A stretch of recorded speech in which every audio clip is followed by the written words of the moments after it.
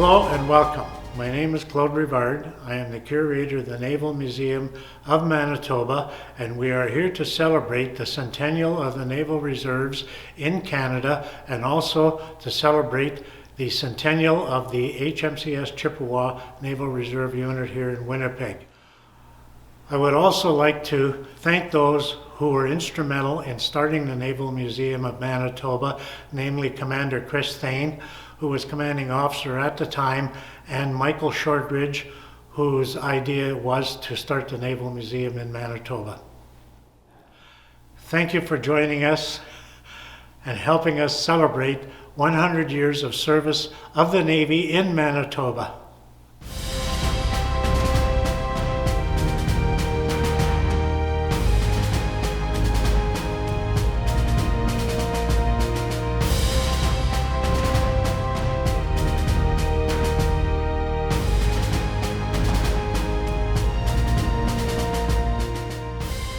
My name is Paul Stiff. I'm a retired Canadian naval officer, former member of HMCS Chippewa, and very happy to speak about the Naval Reserve on its 100th anniversary. I think it comes as a surprise to an awful lot of people that Canada is a maritime nation. It's a maritime nation that maybe doesn't know it. Now, a maritime nation is a nation that certainly is situated with a coastline on salty water, but it's also a nation that requires free and open access to the ocean, not only for natural resources, but also for the maintenance of trade on the sea lines of communication. And Canada is certainly that. Almost 250 million, 240,000 kilometers of coastline. Canada also has a massive continental shelf, the second largest in the world. Now, a continental shelf is very, very important because that is the area about 200 miles or so off the coasts where all of the natural resources are, including fisheries. So these areas are vastly important, hugely important to a country. So a country with a strategic need for access to an ocean needs a strong navy to be able to protect those interests and project its other interests internationally across the blue water as well. Now, Canada has a unique challenge in that area. A massive geographical landmass, a huge coastline, a huge area of natural resources within the continental shelf, and a small population. Now, a small population brings a couple of problems.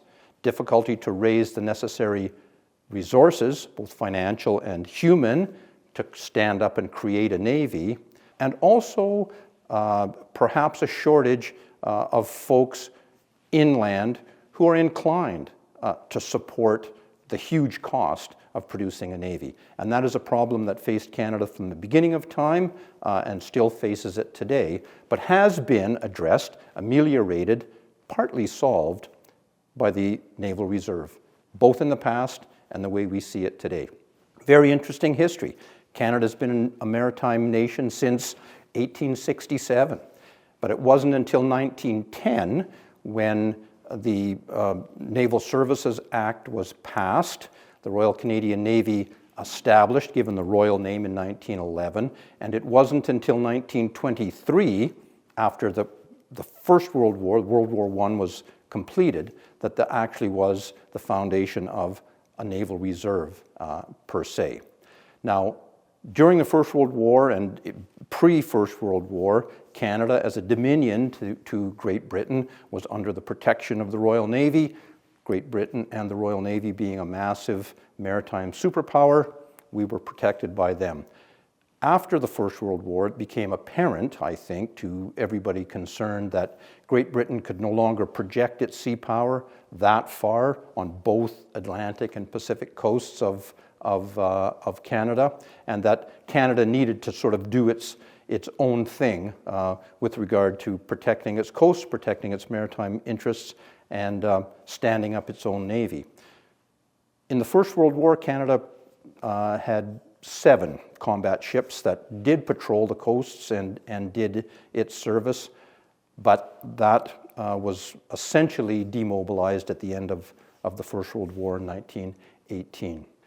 In 1923, the genius brainchild of a Canadian admiral, Walter Hose, stood up the idea of a naval reserve. And with that, the establishment of companies and half companies of naval reservists in the major cities across Canada. And the idea was, on one hand, to establish and present a recruiting and training capability for manpower across the country, and also to influence the political thought of the constituency to the idea that we needed a navy. So the presence of a naval company in a city, even inland, was part of the education for Canadian citizens and politicians that we were indeed a maritime nation. A maritime nation needs a strong and capable navy, and the Walter Hose invention of the Naval Reserve was a huge start to the education of the constituency and the physical establishment of naval training and recruiting institutions across Canada. It was very successful.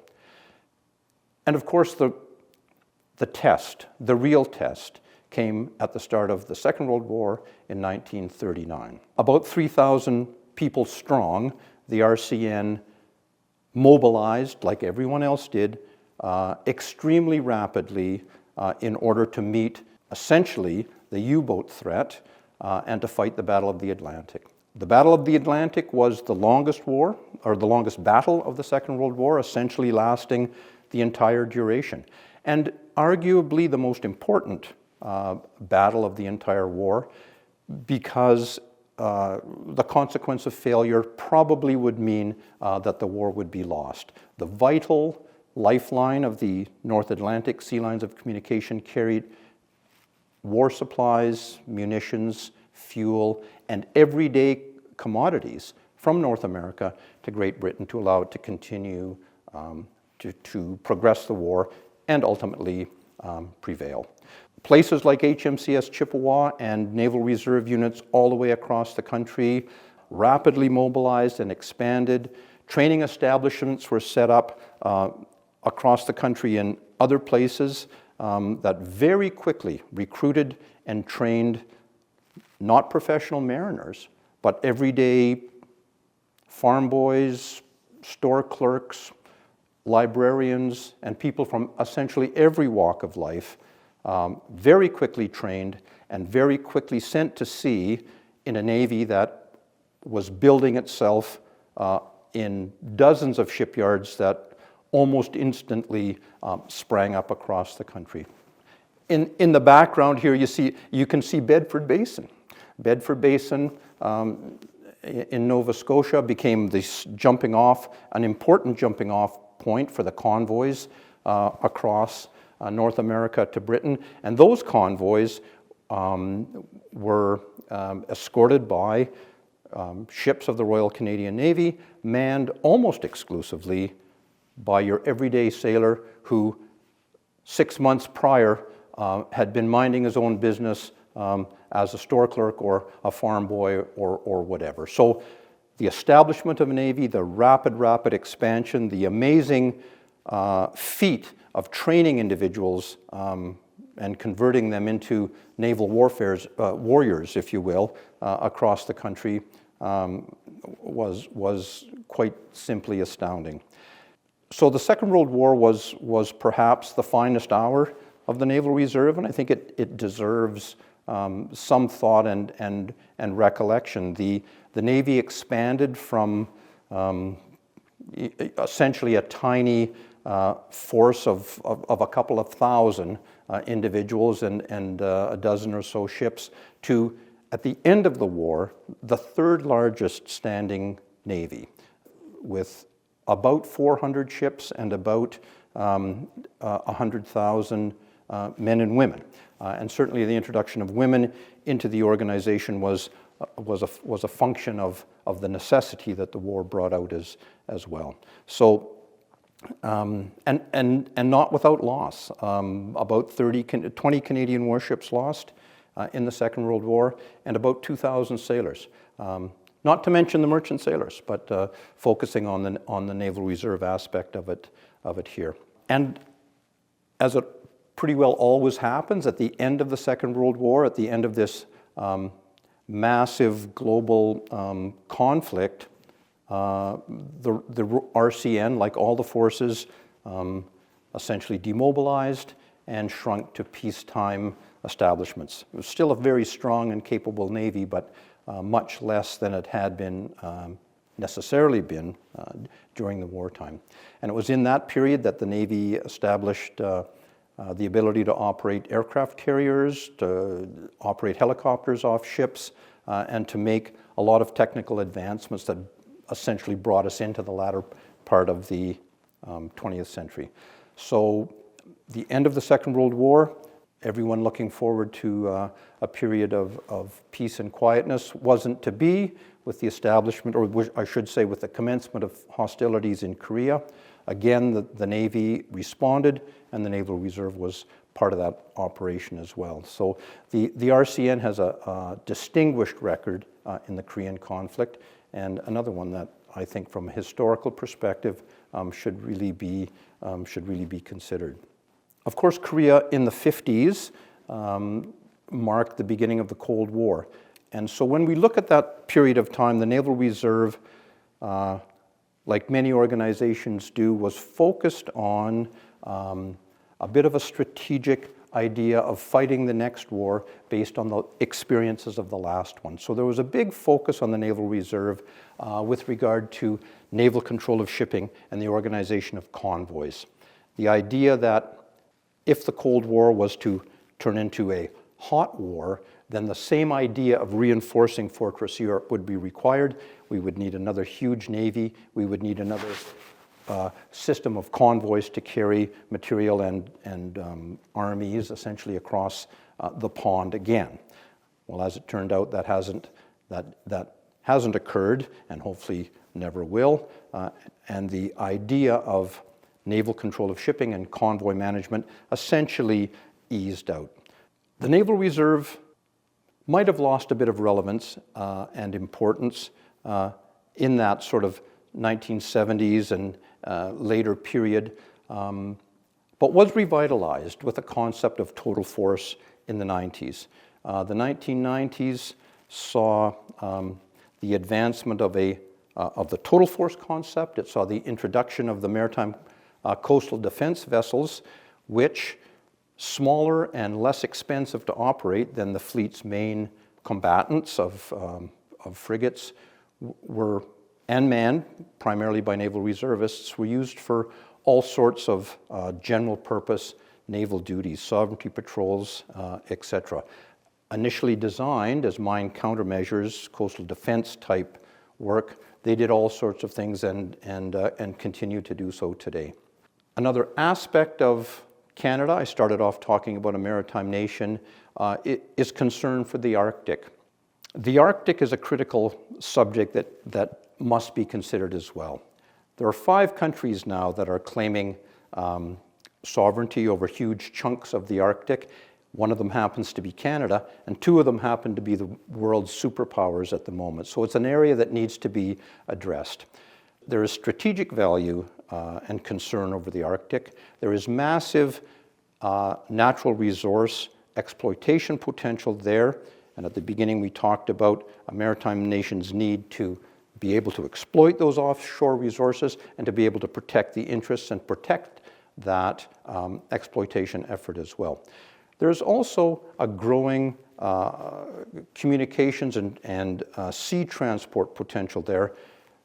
The Arctic is going to be an open passageway, like the Great Horn and the Panama and Suez Canal are today. Ships will be transiting the Arctic archipelago in a few short years, and there's really no doubt about that. Evidently, I'm not the first person to notice this, because Canada has been working very hard with the advancement of the Arctic Offshore Patrol Vessel, and those ships are being staffed, crewed, and supported by naval reservists as well. So it's a long and very successful story in my view, when we look at a historical aspect of a naval reserve starting with very humble beginnings in the pre-First World War days to seeing us now from being formally established in 1923 to 100 years later, still embracing the total force concept and still contributing as a viable element of Canada's maritime defense. And as we reflect and celebrate the 100th birthday, the centenary, if you will, of the Canadian Naval Reserve, it might be mindful or thoughtful or advantageous to reflect on the lessons learned, the service of those who went before us, and to apply some of those principles going forward into the future. Thank you.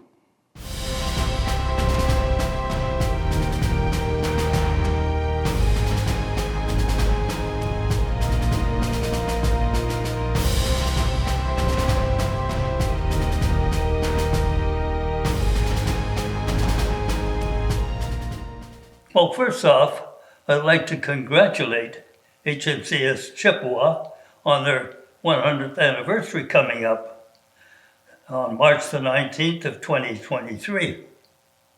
So, other than that, I first got involved with Navy life back when the World War II started up in September 1939.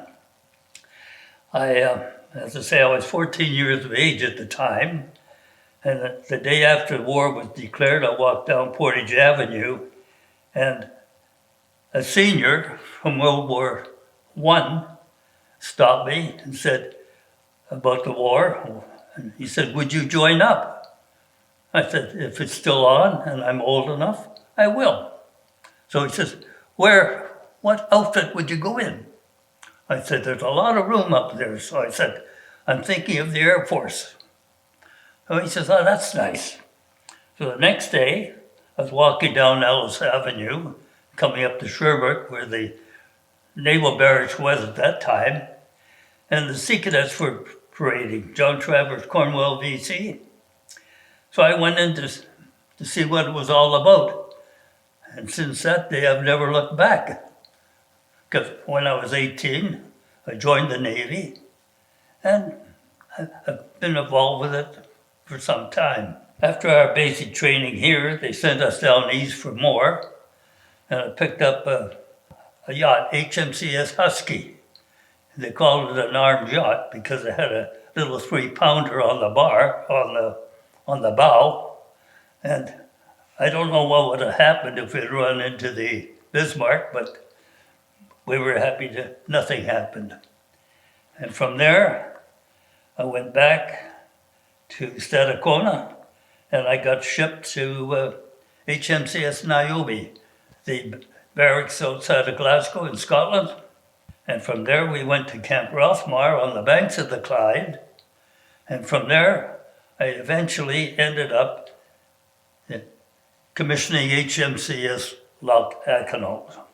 Well, we joined EG6, Escort Group 6 in Londonderry, and we operated in the Channel, the English Channel, and then we operated up north in the North Atlantic there, between the Faroe Islands and Norway.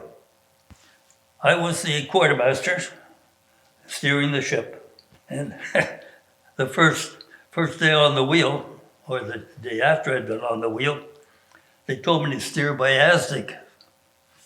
You know what ASDIC is? Sonar, yeah. Well, it was called ASDIC then during the war. So I was waiting for a radar training. But this first day on the wheel, up there, and all of a sudden the word came down from the bridge, steer by ASDIC. So I'm trying to steer by ASDIC, and the ship wouldn't respond. So the officer called down and he said, "Where are you going?" I said, "The ship is not responding, sir." Because apparently when you steer by ASDIC, you have to do opposite wheel than if you're steering by well, steering by compass. So I was going the wrong way. So anyhow, I brought her back, but it wasn't a sub anyhow, so I didn't feel too bad. Yeah. And on the day of the October 16th, 1944, we were busy dropping squid, depth charges, and all that. Of course, that was getting to be a daily routine at any rate, but we couldn't hit anything, apparently. So we just carried on, and that night, the German submarine came to the surface. And we had a running surface gunfight with them. They eventually were sunk, and we picked up 28 survivors. And some of the ships in the group picked up the rest. And we kept them on board for, I think, for a week, because we had to finish our patrol.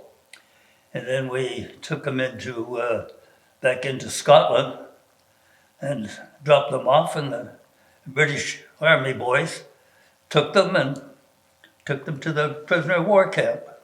And then after that, we gone through a storm and had opened up some of the plates on the ship. So they sent us to Holyhead, North Wales, for a refit. So while we're there, I'm walking down the street with a buddy, and I saw a sign to Llangefni. So I said to the policeman that was there, I said, how do I get to the bus? How do we get the bus to Llangefni? He said, you're Canadian. I said, yeah. He says, there's a war on. I said, I think I'm familiar with that. So he says, why do you want to go there? I said, my aunt lives just outside of Llangefni in Telwyn. Oh, so that changed the whole situation. And he told me where I could go to get a bus that took me to Llangefni. And I got there, and I had to walk 4 miles to Telwyn. So I walk in, knock on my aunt's door. And she came and she said, you must be Bobby Watkins. I said, yes, Andy, I am. And she said, your brother did the same thing to me when he called here. She was cleaning the hearth, so she was all covered with soot. So anyhow, I went back to the ship and I requested Christmas leave. I had Christmas leave with my aunt. Yeah. So that was good. And I'd go and visit her when I could. And I got pretty friendly with the postal guy. So he and I would walk from Telwyn to Llangefni, the 4 miles at night, just to have a beer. And then on the way home, we would order 2 quarts of beer and walk the 4 miles back. And, you get thirsty walking 4 miles. So I was lucky. Wherever I went, I had somebody to visit or a relative. So I went from Wales, Scotland, England, Ireland, because our home port was Londonderry. Yeah, I had somebody everywhere I went.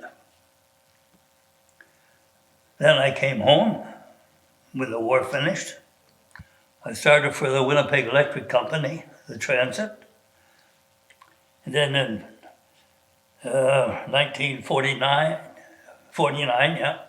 I rejoined the reserves in the Navy. And I stayed into 1959. And during that time, I was also helping the Navy League of Canada with their cadet course. So I was doing that, and then I got onto the National Board of the Navy League. And I ended up as the vice president of the board after 10 years. And then I came back to Winnipeg. Well, I was in Winnipeg, but I came back to Chippewa and said, that's it. I said, I won't sign on for another 5 years. But so that's about the story of my life. Chippewa was very good to me. I've stayed out of trouble. As you know, Chippewa, the reserve started in 1923. I was born in 1925. So I'm 2 years younger than the ship. Yep. So maybe that was the start of my life, I don't know. But I've had a good one with the Navy. I've enjoyed it. So I wish them well, and I wish you guys well.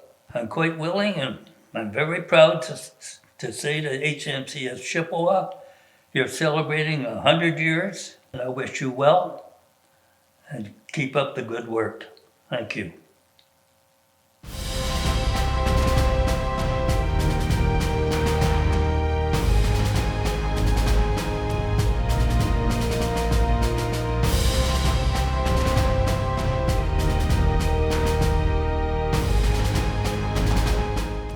Hi, good day. I'm Andre Shepard, Petty Officer First Class retired. I did 36 years in the Royal Canadian Navy, Regular Force and Reserve. My occupation and where I served, just to give some more insight, I started out on the East Coast. I did a couple of years on the East Coast, and then I did some training on the West Coast and realized that I'm better off being a sandy bottom sailor.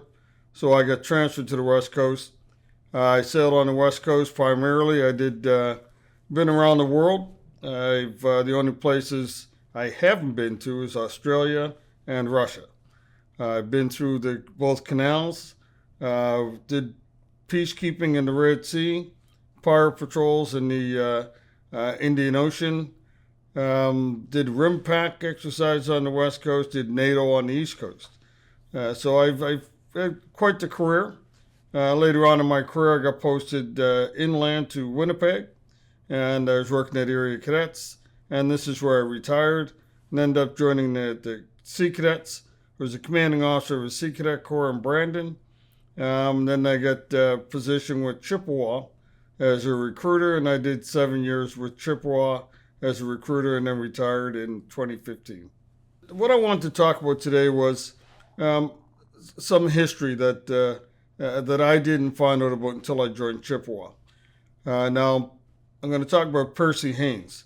Percy Haynes, born in British Guyana. Family immigrated to Winnipeg in about 1911. While in Winnipeg, Percy Haynes was very big into sports, music. He played basketball, baseball, boxing. He also did some coaching. Percy Haynes, later on during World War II, him and some friends decided that they were going to join the Navy. So they went down to Chippewa, which at that time was the recruiting center. His friends were able to join, but he was told that no black men were not allowed to join the Royal Canadian Navy. And they said they felt it wasn't safe to have a black man on a ship with all white sailors. So that was part of the reason why he wasn't allowed to join. So Percy Haynes, being the man that he was, decided that wasn't good enough. So he started a letter writing campaign, and it made it all the way up to the Admiral of the Navy. And then they decided that they were going to change the rules, and he was allowed to join. So Percy Haynes joined the Navy at Chippewa as a shipwright. So during his time in Chippewa as a shipwright, he also displayed his music talents, and he is very big with jazz. He met his wife, and they opened up a restaurant, which was very famous in Winnipeg as the Chicken Shack. And at that time, all the musicians that came to Winnipeg, Duke Ellington and all the big musicians of the day, would end up at the Chicken Shack after hours, and they'd have their big jamboree going on at the Chicken Shack.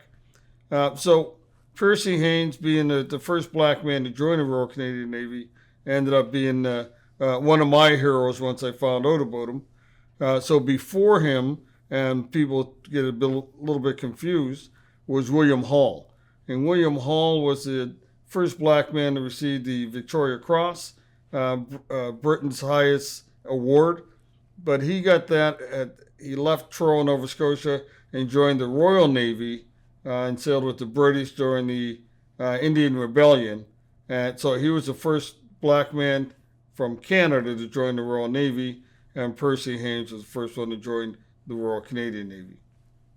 So black sailors in the Royal Canadian Navy, there is a display wall in National Defense Headquarters which has over 300 years of Canadian black history in the military.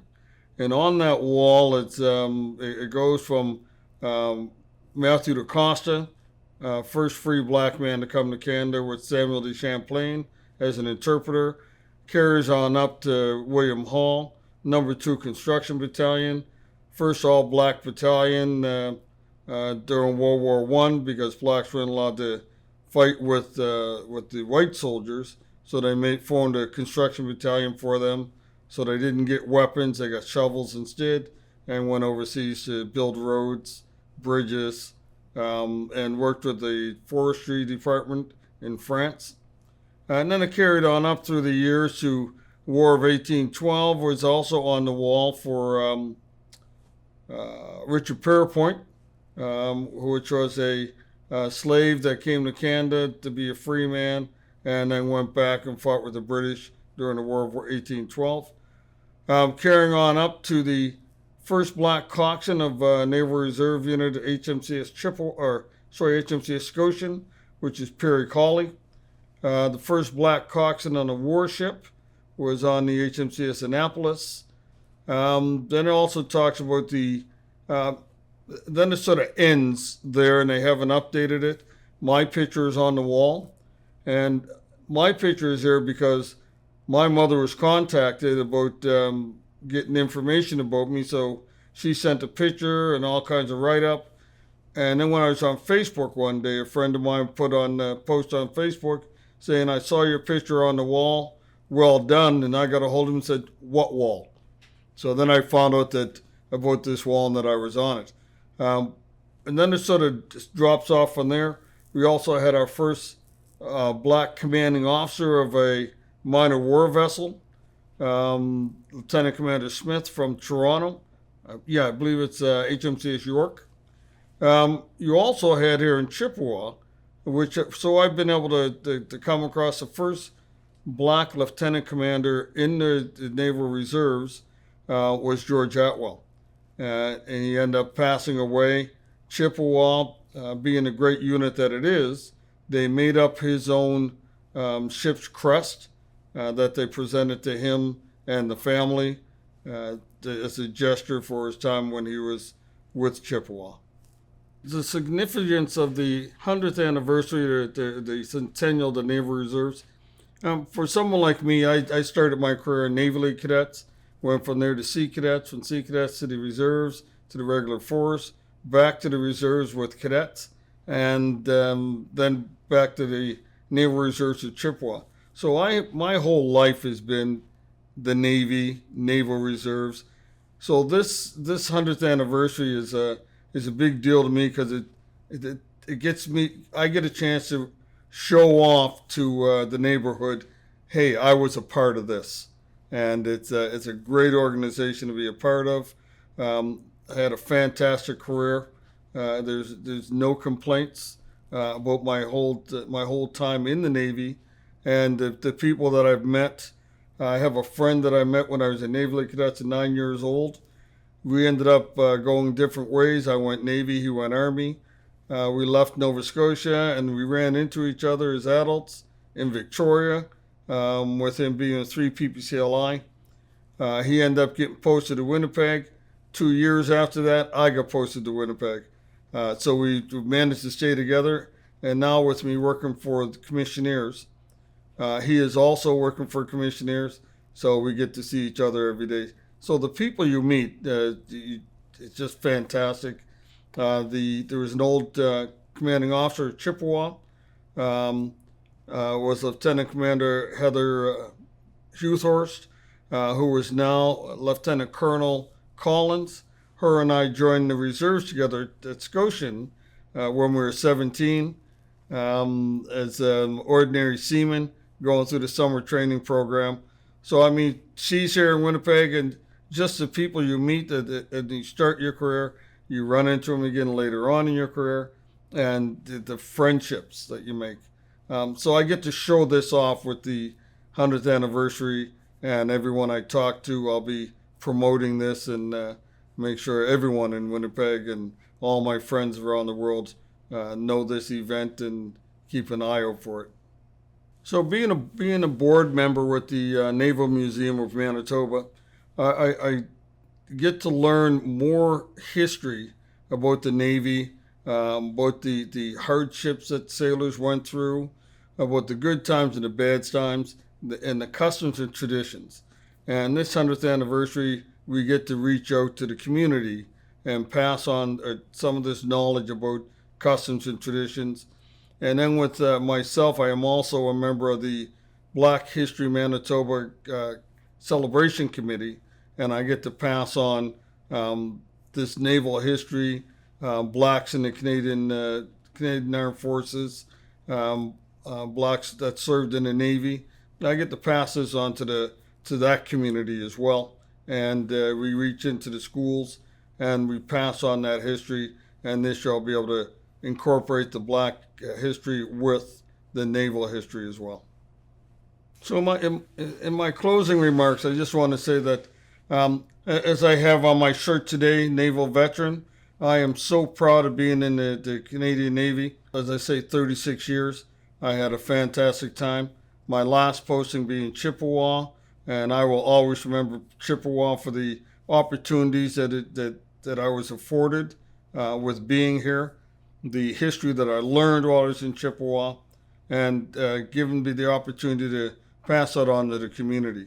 So this 100th anniversary, I wish everyone the best, and I look forward to running into some old friends during this time and rekindling some friendships, telling some more stories, and sitting at the Liars table at the Legion and at the Army, Navy, Air Force veterans, and listening to the stories that the old sailors there have to tell. But thank you very much for giving me this opportunity.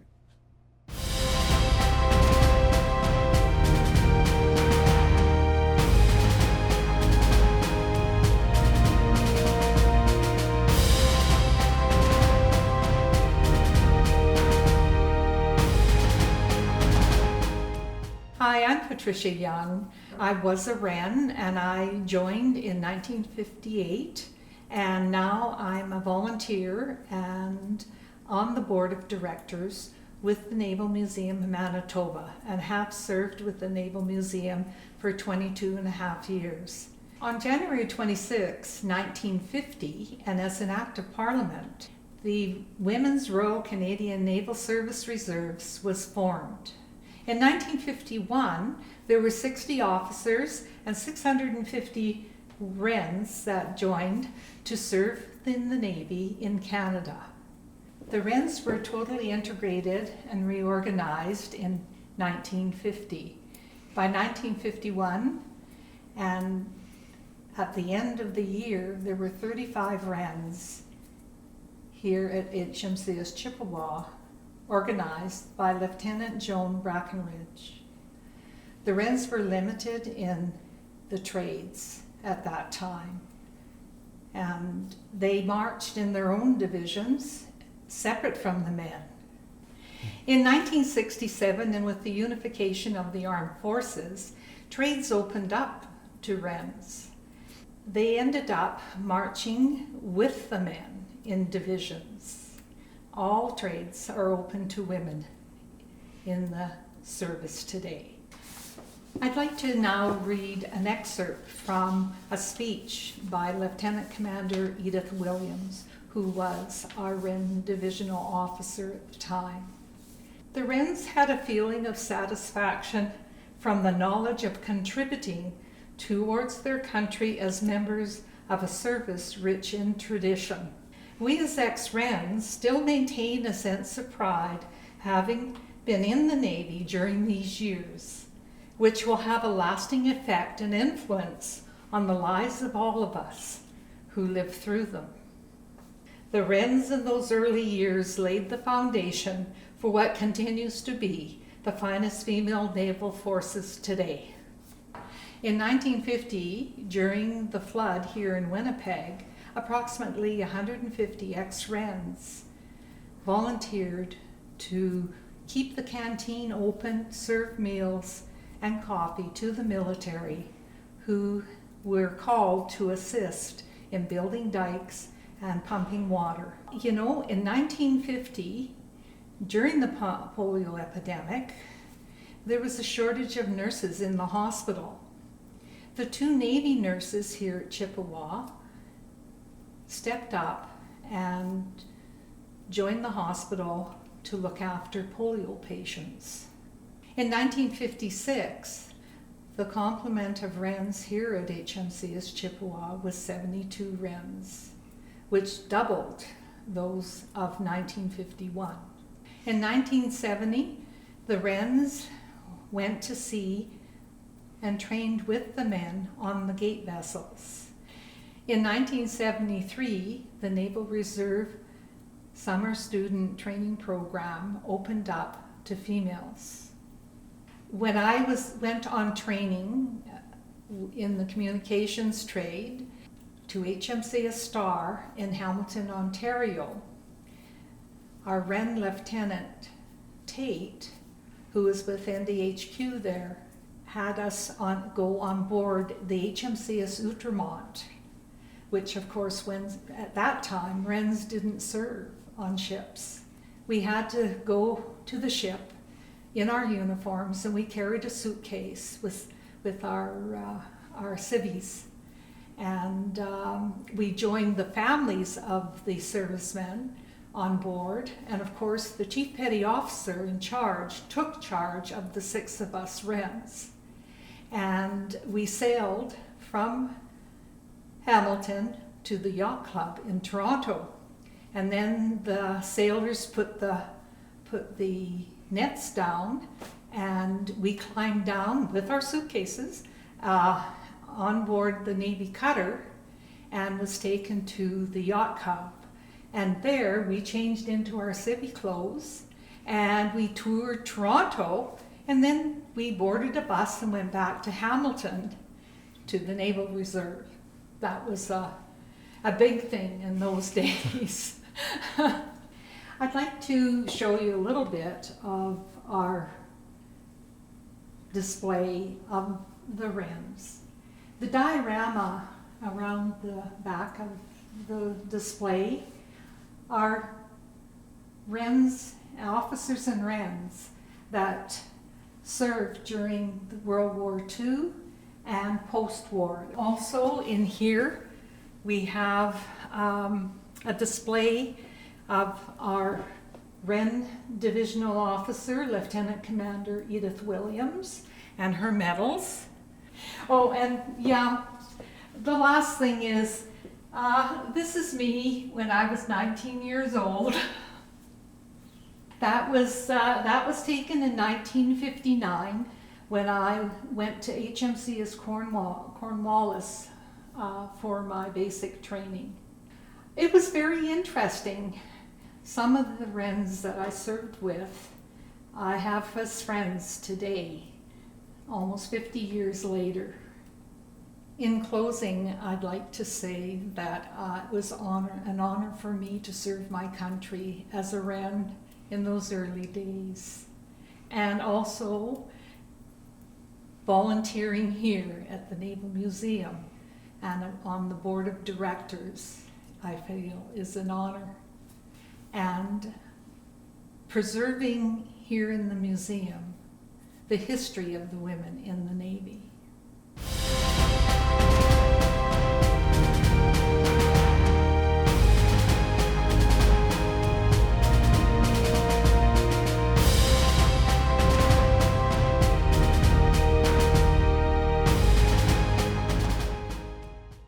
I'm Lieutenant Commander Colin Stewart, former commanding officer of HMCS Chippewa. I'm here today in the Naval Museum of Manitoba to tell you about a piece of naval history and art that many people don't know about. and that's gun shield graffiti. Much like nose art on fighter and bomber aircraft of World War II, nose art allowed a crew to express their individuality, and in the case of ships, come up with a visual representation of that ship's name. Now, given that it was World War II, Bugs Bunny and Donald Duck and other Disney characters were very popular, and so most gun shield graffiti involved that. But in some cases, it involved just things that were plays on words of the ship's name. Now, as far as we're aware, there's only one piece of gun shield graffiti left after the war, and that's the one behind me, which is the second set of gun shield graffiti from HMCS Snowberry. HMCS Snowberry was a Flower-class corvette originally ordered for the Royal Navy, but turned over to the Royal Canadian Navy. During the war, advances in anti-submarine technology resulted in the development of the Hedgehog, an anti-submarine mortar that threw depth charges in front of the ship, instead of them being dropped off the back. Because of the size of Flower-class corvettes, a full Hedgehog system couldn't be mounted on the ship. The solution was to mount rockets on the side of the gun, allowing them to still have that capability. But that meant that the gun shield graffiti had to go. Ever-resourceful ship's crews solved that problem through the use of paint and some plywood.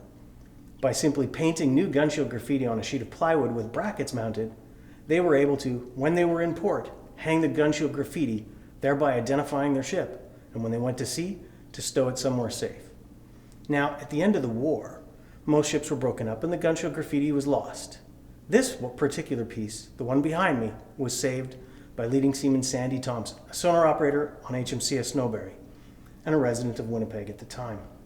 At the end of the war, Sandy decided, so the story goes, that he wanted the gun shield graffiti to be preserved.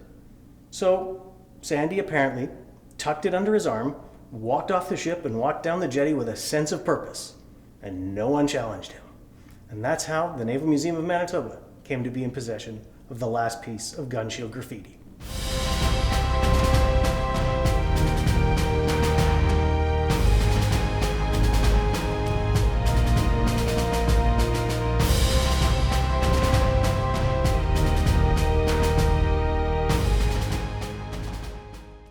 Good afternoon. I'm Bill Shedd. I'm a former member of HMCS Chippewa. I served in the regular force and also in the reserve force, and I was a member of the ship's company of HMCS Chippewa. This year we're celebrating the 100th anniversary of the Royal Canadian Naval Reserve, and perhaps I have a story or two that might interest people about our Navy, particularly our Naval Reserve. I don't think many people realize how many volunteers served in the Royal Canadian Navy who are what we call RCNVR, Royal Canadian Naval Volunteer Reserve. Fully 90% of all people who served the Second World War in the Canadian Navy were RCNVR.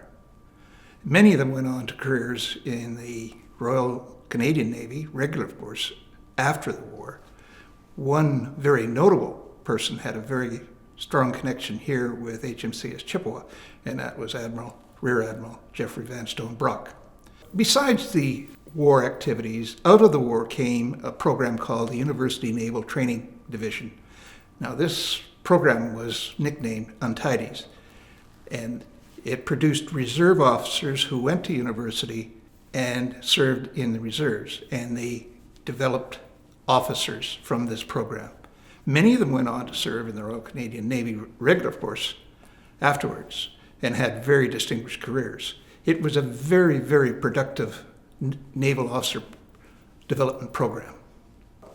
The Naval Reserves are more than what we do nationally in the two programs I just mentioned, the RCNVR during the World War II and the UNTD program.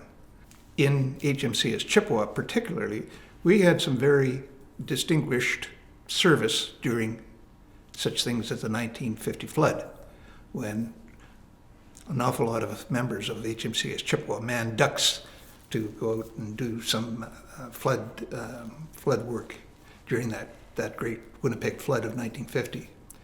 As well, in the old building, they had a swimming pool, and that became a huge hydrotherapy pool for polio victims, and this was in the early 50s.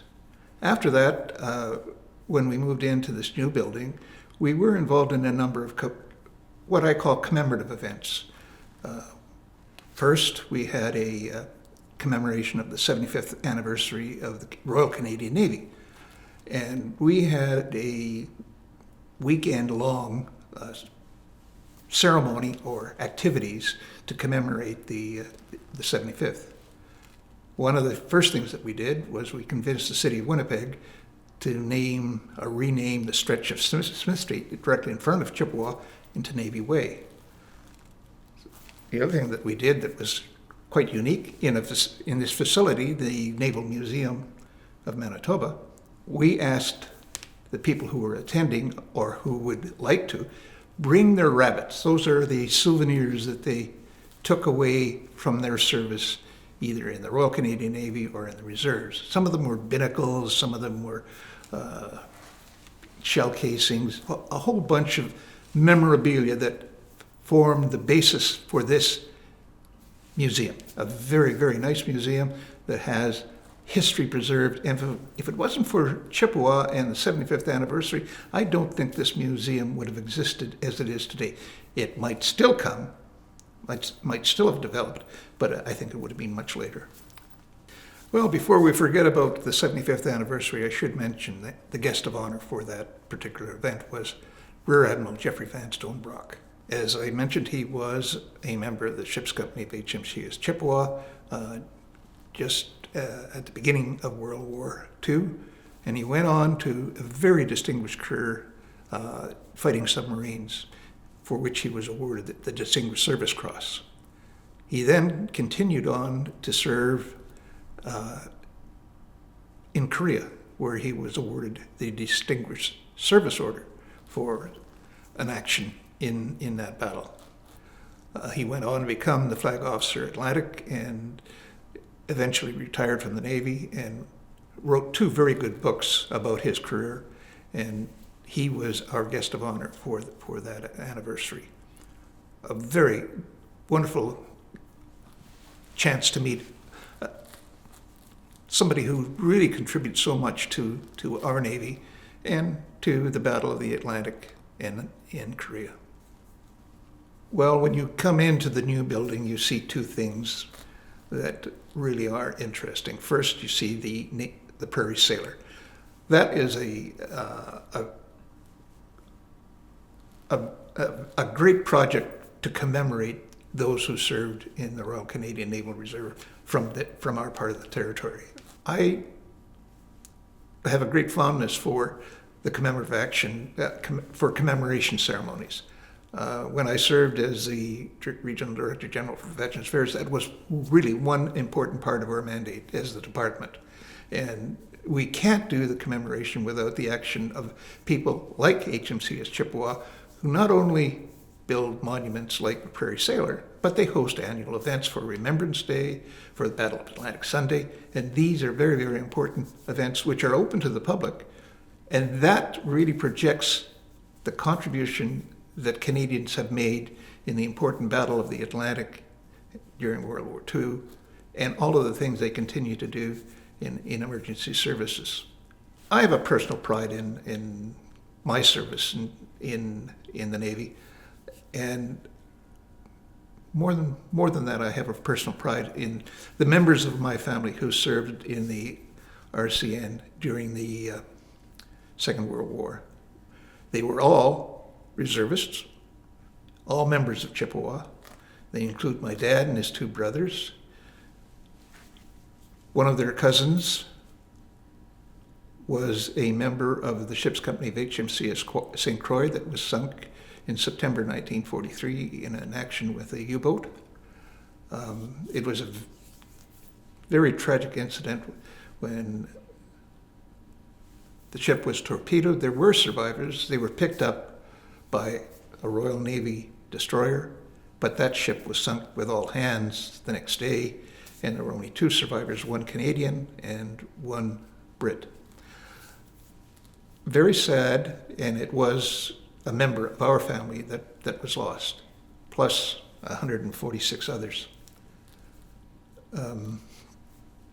My dad and his 2 brothers were really motor mechanics, artificers, and they had another cousin. Surprisingly enough, two of them, my dad and his cousin, were both named Harry, and their mail got mixed up. My dad would get Uncle Harry's mail, and Uncle Harry would get Dad's mail. What a crazy life we live in. There were other people who served from the family in other forces, the Air Force and the Army. At one time I checked it out, and I think we have about 100 years of service. Now, my personal contact in the reserves stems back to my time in the regular force when I was a resident staff officer for the University of Toronto, and I was attached to HMCS York, a reserve division in Toronto. I also got involved in training UNTD cadets in the summertime as a term lieutenant or a training officer.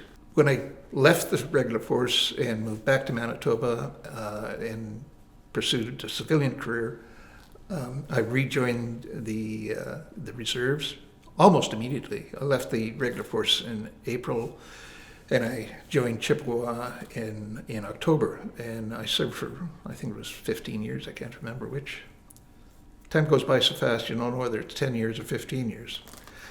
Probably somewhere in between.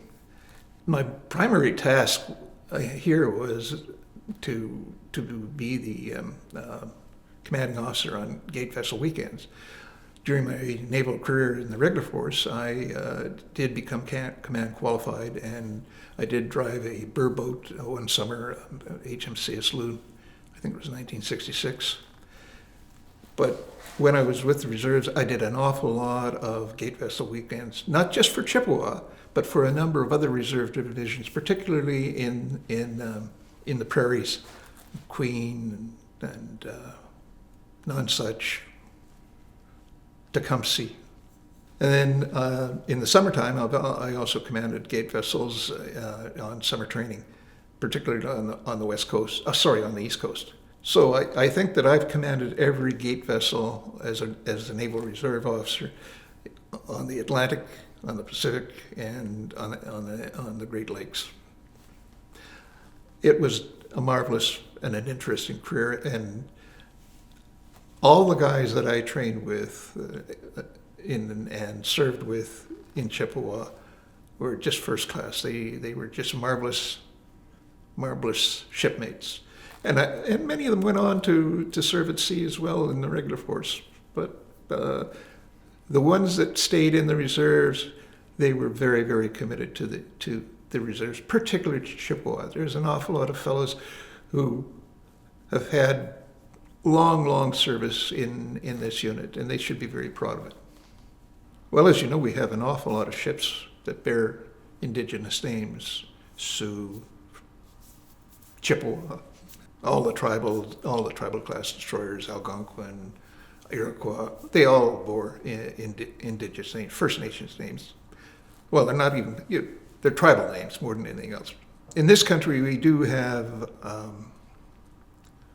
an issue with Indigenous people that does have a history that's not very pleasant. In the Canadian Navy, we did have an awful lot of individuals who did serve, Indigenous people who did serve in the Navy. I give you the example of my dad and his two brothers.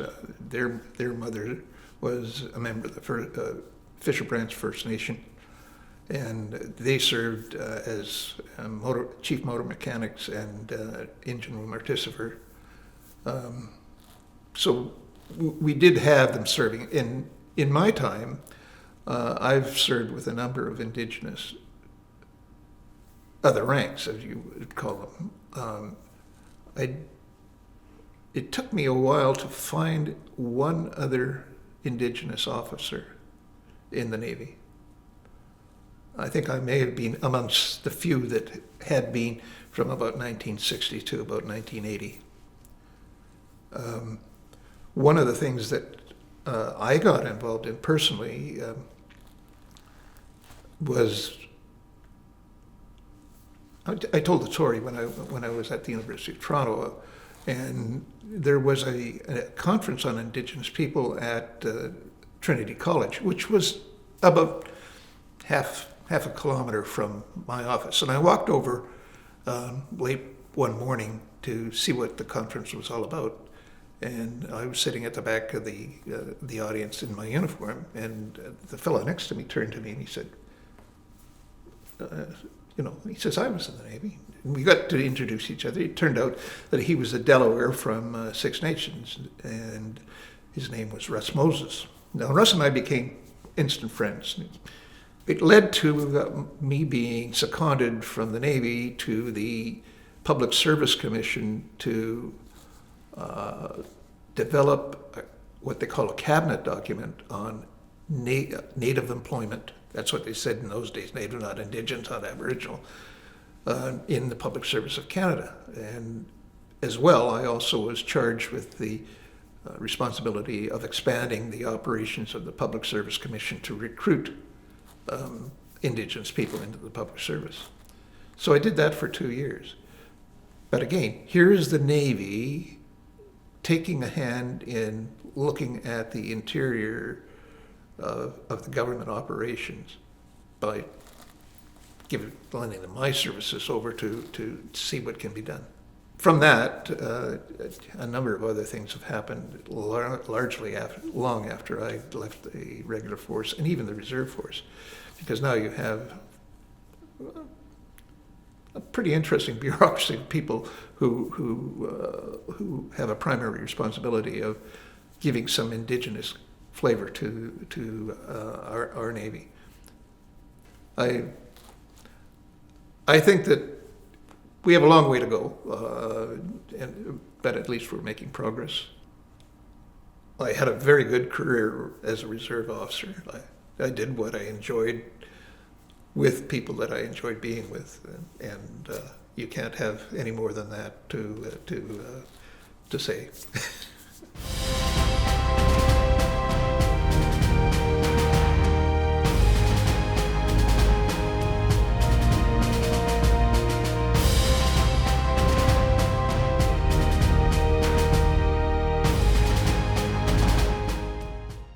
My name's Jerry Dawson, Lieutenant Commander, retired.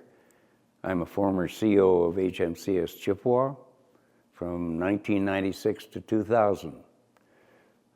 My first 4 years of command were extremely challenging, but at the same time they were productive and very, very rewarding. The first challenge we had was we had a command team conference held here at Chippewa in November of 1996. All the command teams from the NRDs from across Canada joined us here, plus members of NAVRES HQ.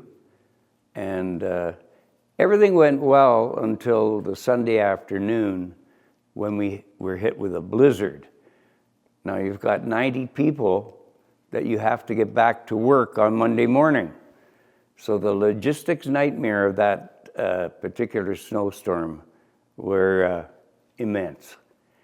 But the reason I mentioned that snowstorm was that in February or March of 1997, another huge blizzard occurred at the headwaters of the Red River, and they spread up through the Dakotas into southern Manitoba. So by the time we got to March 25th, and things were melting rapidly, we had what was called the flood of the century. Now we were informed by a warning order that we were to prepare for this flood. It was going to be worse than it was in 1950, even though we had Duff's Ditch by then. The warning order went out. By Monday or Tuesday, we had 2 operational centers set up, one in Chippewa, one at 17 Wing. MOG 4, Maritime Operational Group from Victoria, was called in to help. They were going out to 17 Wing, and 175 naval reservists from across Canada We have 24 units. They came, I think they were all here by Monday or Tuesday. They were all housed in the cadet quarters. They were fed by our personnel, and it was quite something to see. When the reservists came, they brought with them their trucks, which were brand new, trailers, the ribs, which are rigid hull inflatable boats, Zodiacs, and we'd put them all on the main drill deck, which we then used as a boat shed and a mechanic's shop. Everything that we operated on during the flood ran off the main deck. During the operation, we were visited by Admiral Garnett out of Ottawa, and he observed the boat operations as we were rescuing people. We were delivering sand bags to places like Grand Point, where the water was up to the eaves troughs on some houses. And he said he had never seen, or rarely had seen, such good boat work by especially reservists. And he was very impressed. Chippewa's divers, who are familiar with ice diving, were sent to the Zed Dike in Brunkhild to reinforce the dike, which was giving way. If that dike had given way, then the Seine River would have attacked Winnipeg from the west, and the whole city would have flooded the way it had in 1950. As a result of their excellent operations, I think it was about a dozen Maritime Component Commander commendations were given to various naval reservists, and Chippewa received the Deputy Chief of Defense Staff commendation for its handling of the whole operation for the Naval Reserve. After the flood, the Naval Board was looking at the facility of Chippewa, which had been originally the Winter Club of Winnipeg, and decided that it was structurally starting to show its wear and tear. So they started searching for new sites for a new Chippewa. In the meantime, we celebrated the 75th anniversary of the Naval Reserve, and then we were told to pack up everything that was in the old Chippewa, and take it out to 17 Wing, where we would be established for at least 1 or 2 years in Building 11, while the old building was destroyed, and then they finally decided to rebuild the new Chippewa on the same site. In the summer of '98, Winnipeg hosted the Pan Am Games, and Chippewa was called upon to supply security to the regatta in Gimli with our rib boats again. I think there were 4 in total. And it was during the regatta that one of the crews was able to save the lives of some civilians whose boat sank on Lake Winnipeg. For that, they got the Land Component Commander's commendation for their tremendous work. All in all, Chippewa supplied security and supervision for 17 venues throughout the games. In 2000, like a stone phoenix, the new Chippewa rose out of the rubble of the old building on the same site. We had a brand new revamped museum. The band still accompanied us in a new band room, and we celebrated a new modern Chippewa that would face the challenges of the 21st century. I relinquished my command in October of 2000 with some regrets, but at the end of the day, I have great pride in what the ship's company accomplished during my 4 years of command. And now I look back and I celebrated the 75th anniversary. I joined at the 50th anniversary. I took the ship through the millennium, and now here we are with the 100th anniversary of HMCS Chippewa.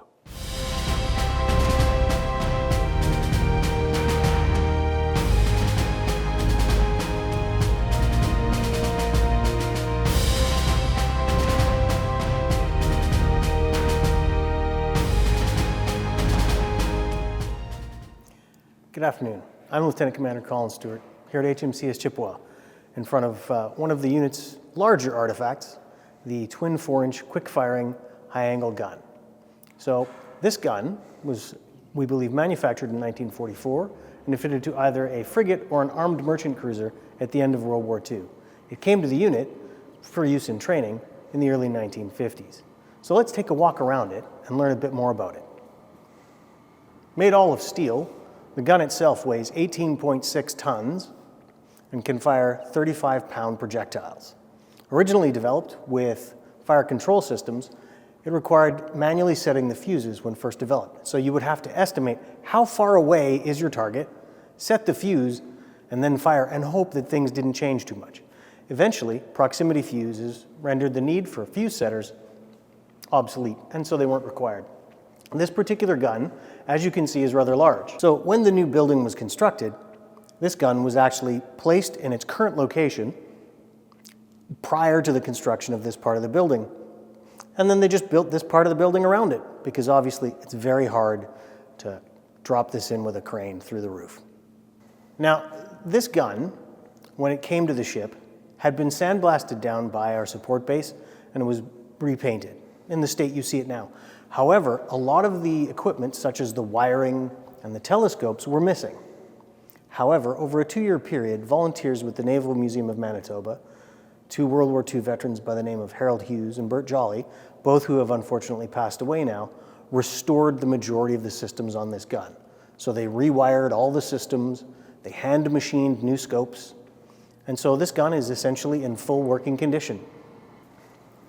As we walk around the gun, now, when these were fitted to modern Canadian ships, modern for the late 40s and early 1950s, they had automatic motorized controls, so that these 18 tons of gun, if you had to turn it to a different target, you could do that using electric controls. However, this gun still has all the manual controls, and it sits on bearings here at the ship. If we wanted to, we could in fact rotate the gun around. Obviously, we don't, and the rather shiny chains and locks holding it in place are to prevent that happening by accident. So obviously things have changed, weaponry has advanced, but in addition to being a valuable training piece for numbers of years, this is also an important connection for those of us here at Chippewa in our centennial year to our past, particularly given the work done by World War II veterans as volunteers at the museum restoring the gun to its current condition. This twin 4-inch gun, as I mentioned, is a high-angle mounting, and so could be used against aircraft. So the barrels themselves could go all the way up to 80 degrees, so almost directly straight up. At its optimum angle for range, this gun mount would have a range of just under 18 kilometers. So that essentially means that here at HMCS Chippewa, standing a stone's throw from the forks and the banks of the Red and Assiniboine rivers, that essentially the entire city of Winnipeg would be within range. So when installed on board, for the time, modern ships in the latter stages of World War II and in the early 1950s, these guns were controlled with power. So simply by turning a lever, left or right, the gun could be rotated left or right to bring it on target. And on the other side of the gun, could be rotated, the barrels could be raised or lowered. However, if your power's out, what do you do? And prior to the installation of powered mountings, it was all done by hand. So these cranks right here. So in this case, I'm sitting on the right or starboard side of the gun, and this is to train the gun left or right. On the other side of the gun, the port side, there's another crank just like this for going up or down. So as I mentioned in my introduction, this particular twin 4-inch gun would fire a 35-pound projectile. Now, 2 barrels, which means 2 projectiles, and again, loaded by hand. So as you can see, there's no auto-loading mechanism here. So sailors would have to take 35-pound projectiles, essentially a very, very large bullet, out of an ammunition locker, carry it to the gun, put it into the breech block here, and then close this breech block. So this entire piece right here slides down to open up to allow the shell to go in. Now, obviously, for safety reasons, we have it chained locked so that it isn't inadvertently opened, because that could cause a safety hazard. But in essence, this is a working gun. Other than the firing pins, everything needed is already here. So we've talked about the twin 4-inch quick-firing high-angle gun. As I mentioned, originally brought here to Chippewa in the early 1950s as a training piece, it is now simply an artifact. But given its restoration by World War II veterans as volunteers with the Naval Museum of Manitoba, it gives those of us, the sailors of today, a living connection to our history. Thanks for listening.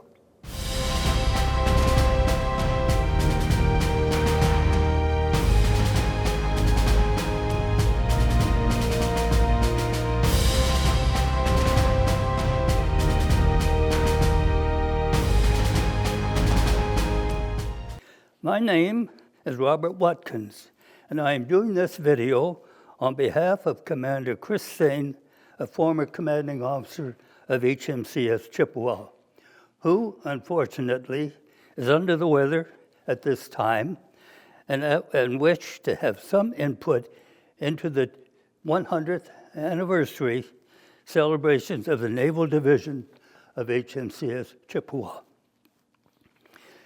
Commander Thane joined the UNTDs in 1957 while attending St. John's College.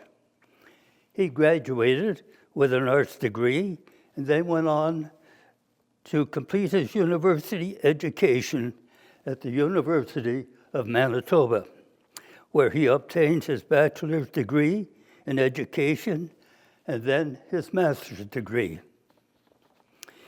He joined the Naval Reserve Division at HMCS Chippewa after the completion of his UNTD training. In 1960, as an acting sub-lieutenant. In 1962, he was promoted to sub-lieutenant, and in 1964 to a lieutenant. In 1971, he was promoted to the rank of lieutenant commander, and a commander in 1973. He was appointed executive officer of HMCS Chippewa in 1977 and commanding officer in 1978. He terminated his appointment as commanding officer in 1981 and transferred to the sublist. Commander Thane qualified for the NCSO course in 1965, the Mars 4 NAV course in 1973, and received his watchkeeping certificate in 1977. During his tenure as commanding officer, he started the first Naval Museum at HMCS Chippewa. He recognized the need to catalog and display the many artifacts that had been donated to Chippewa. The first museum was located in the former Wren's Mess. After retirement from active duty, he volunteered for the museum and served on its board for a number of years. Chris had the pleasure of meeting His Highness Prince Philip when His Highness visited HMCS Chippewa to present medals to the cadets. Chris is a man of many talents. He has authored a book, Cold as a Bay Street Banker's Heart, that had 2 printed editions. He has also served as the president of the Naval Officers Association, Winnipeg branch. Commander Chris Thane is truly a sailor's sailor. Bravo, Zulu Chris. I'm not sure if it was the 50th anniversary of the reserve, and we met at Chippewa. Of course, he being an officer, I was only in the ranks at the time. But on the way out, I think, if I remember right, the Wrens had some input into this 50th anniversary of the reserves, and they had aboard their you probably recall them, where you have pictures of two wrens and there's no heads to it. So Chris and I were walking out on the parade square. He looked at me and I looked at him. He goes, pointed to it. So we got behind the board and had our picture taken. From then on, we were just friends, and then when we both got into the Naval Officers Association, I think we became closer, and we're still close. We're good buddies, very good buddies. Well, that was about the time that the wrens had been absorbed into the reserves, and that's when the wrens mess became vacant, and that's when Chris got the idea that, hey, we can utilize that for the museum. So that's how we started. Well, the artifacts had been donated by former veterans, if you will, and some of the veterans had passed away, and the families didn't know what to do with the items, so Chippewa was still there, so they thought, that's a good place. So that's how we got a lot of the stuff. And Harold Buchanan, he was, I believe, a lieutenant commander at the time. He was working with us to get the museum going, and he had a lot of good ideas. And eventually he passed away, but he left a good amount of money available for the museum. That's a long way back, but yeah. I did 3 years during the war, and then in reserves, after I got working and all that, I joined the reserves, and I did 12 years in reserves. And then I, like you, raising a family, I had to pack it in for a while. And then I got onto the museum board, and then with the Naval Officers Association. And of course, then I was also helping out with the Navy League of Canada. So I don't know how many years, I spent over 50 years with the Navy League of Canada, I know that. But my life has been Navy, but today I am bowing out and doing this for Chris thing. Have a Bravo Zulu for Chris. If it hadn't been for him, I would not have been able to get the Prairie Sailor up and running, if you might say. So I'm very grateful to him in many ways. Thank you. Thank you, Chris. You deserve all the accolades you can get. And a Bravo Zulu again.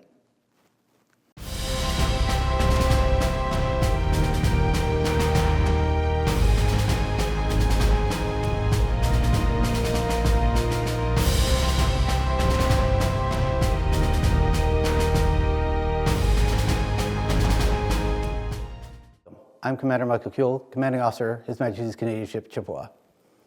HMCS Chippewa began service in 1923 as the Winnipeg Company. We continued service through the Second World War, where we commissioned as HMCS Chippewa in 1942. Today, HMCS Chippewa contributes its tradition of service, which also happens to be the ship's motto.